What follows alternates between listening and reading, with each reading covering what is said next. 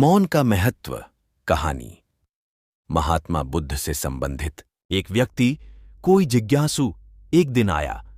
उसका नाम मौलुंग पुत्र था, एक बड़ा ब्राह्मण विद्वान। 500 शिष्यों के साथ बुद्ध के पास आया था। निश्चित ही उसके पास बहुत सारे प्रश्न थे। एक बड़े विद्वान के पास ढेर सारे प्रश्न होते ही हैं, समस्याएं ही समस्याएं। बुद्ध ने उसके चेहरे की तरफ देखा और कहा, मौलुंग पुत्र, एक शर्त है। यदि तुम शर्त पूरी करो, केवल तभी मैं उत्तर दे सकता हूं। मैं तुम्हारे सिर में भनभनाते प्रश्नों को देख सकता हूं। 1 वर्ष तक प्रतीक्षा करो, ध्यान करो, मौन रहो। जब तुम्हारे भीतर का शोरगुल समाप्त हो जाए, जब तुम्हारी भी की बातचीत रुक जाए, तब तुम कुछ भी पूछना और मैं उत्तर दूंगा। यह मैं वचन देता हूं। मौलुंग पुत्र कुछ चिंतित हुआ। 1 वर्ष केवल मौन रहना, और तब यह व्यक्ति उत्तर देगा। और कौन जाने कि वे उत्तर सही भी हैं या नहीं। तो हो सकता है 1 वर्ष बिल्कुल ही बेकार जाए। इसके उत्तर बिल्कुल व्यर्थ भी हो सकते हैं। क्या करना चाहिए? वह दुविधा में पड़ गया। वह थोड़ा झिझक भी रहा था ऐसी शर्त मानने में। इसमें खतरा था।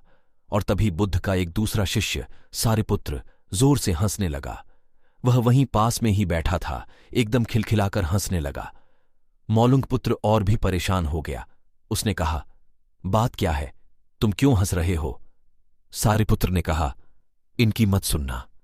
ये बहुत धोखेबाज हैं। इन्होंने मुझे भी धोखा दिया जब मैं आया था। तुम्हारे तो केवल 500 शिष्य हैं, मेरे 5000 थे। मैं बड़ा ब्राह्मण था, देश भी में मेरी ख्याति थी। इन्होंने मुझे फुसला लिया। इन्होंने कहा, साल भर प्रतीक्षा करो, मौन रहो, ध्यान करो, और फिर पूछना और मैं उत्तर दूंगा। और साल भर बाद कोई प्रश्न ही नहीं बचा। तो मैंने कभी कुछ पूछा ही नहीं और इन्होंने कोई उत्तर दिया ही नहीं। यदि तुम पूछना चाहते हो तो अभी पूछ लो। मैं इसी चक्कर में पड़ गया। मुझे इसी तरह इन्होंने धोखा दिया।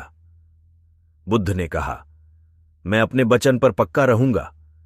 यदि तुम पूछते हो तो मैं उत्तर दूंगा। यदि तुम पूछो ही नहीं तो मैं क्या कर सकता हूं? 1 वर्ष बीता। मौलुंग पुत्र ध्यान में उतर गया। और मौन होता गया। भीतर की बातचीत समाप्त हो गई। भीतर का कोलाहल रुक गया। वह बिल्कुल भूल गया कि कब 1 वर्ष बीत गया। कौन फिक्र करता है?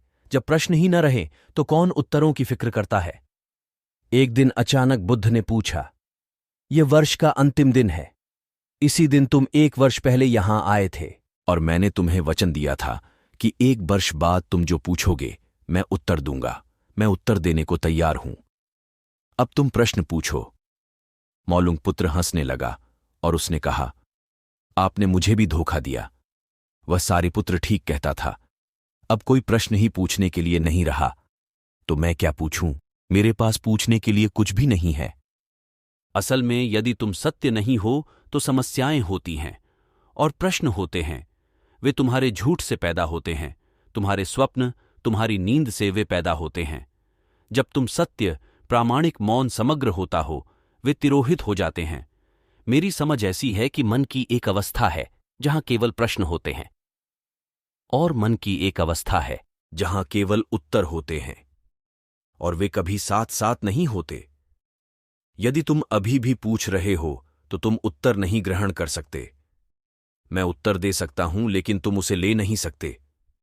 यदि तुम्हारे भीतर प्रश्न उठने बंद हो गए हैं तो मुझे उत्तर देने की कोई जरूरत नहीं है।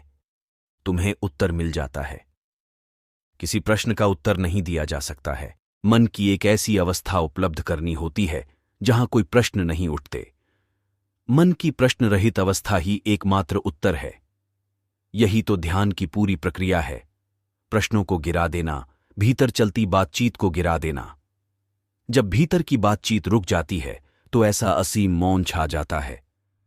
उस मौन में हर चीज का उत्तर मिल जाता है। हर चीज सुलझ जाती है। शाब्दिक रूप से नहीं, अस्तित्वगत रूप में सुलझ जाती है। कहीं कोई समस्या नहीं रह जाती है।